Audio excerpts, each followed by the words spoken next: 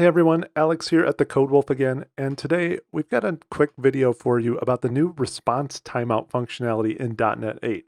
This can be really useful for managing long-running or unreliable requests in your app, so let's see how this works.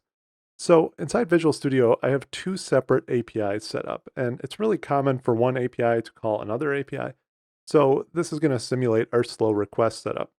So in our first sample API, you can see that we have this endpoint to get a greeting.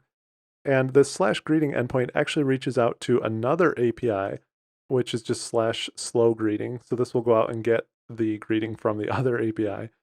And that API has a very slow running request. And I've simulated that with a thread.sleep. So this will pause for 10 seconds. But it's really common in real world development where you'll be reaching out to a third party endpoint or some external API that you don't have a lot of control over. And sometimes those are unreliable or slow. And you might want more control over how to manage timeouts if that request is running too long. So maybe we don't want the user to wait for 10 seconds. We want to just return a timeout or some sort of message after a few seconds. So out in Swagger UI, we can see how this currently works. So if I were to execute this request, you can see this just kind of sits here and loads for a while during those 10 seconds. This would not be an ideal user experience. We'd want to give them more updates or tell them what's going on. Now, eventually we do get our greeting back, but let's say that after 3 seconds, we want to just time out and cancel that request. So that's really easy to do in .NET 8 thanks to some new middleware and service features.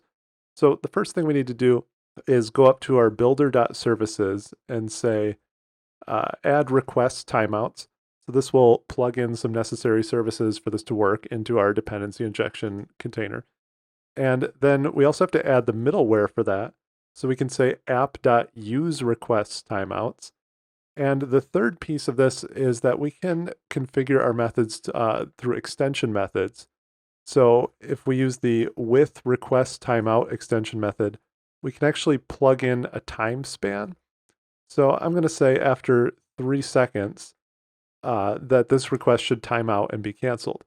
Now, on its own, this middleware doesn't actually cancel the request. It actually updates the HTTP context status, and then we can use that ourselves to cancel the request.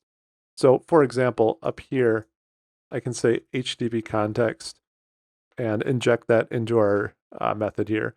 And you can see we're already using the HTTP client factory to create a client, and that's what we use to reach out to our other API. But this getStringAsync method that we use to call that other API actually has another parameter on it that we can use. So if we pass in context.requestAborted, the HTTP client will actually cancel the request if that cancellation token tells it to.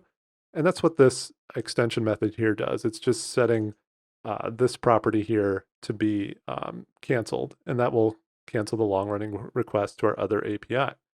So if we were to save this, and I'm going to rebuild and apply, and then let's launch this again. Now, if we go back out to our original API, and we try this again and say execute, you can see that now after 3 seconds, instead of the long 10, we get this error response status is 504. So 504 is a common HTTP status code for timeouts. And so on your UI, you could use that status code to give the user some kind of message about long-running requests or something like that, or just build in other functionality around that. But the main takeaway here is that this useRequestTimeouts middleware and the associated extension method gives us all kinds of control over how we can cancel these long-running requests. So that's about it for now, but feel free to play around with that and use it in your apps.